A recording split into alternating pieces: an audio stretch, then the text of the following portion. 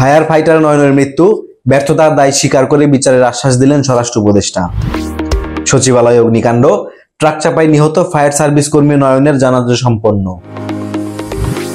সচিবালয়ের 8 তলায় মিলল কুকুরের দগ্ধ মরদেহ, চাঞ্চল্যের সৃষ্টি।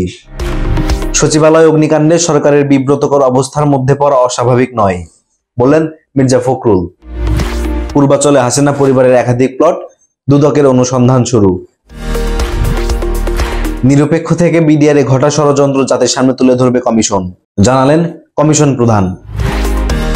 নির্বাচনে কারচুপির আশ্রয় প্রশ্রয়দাতাদের বিচারের আওতায় আনা উচিত, বললেন বদিউল আলম।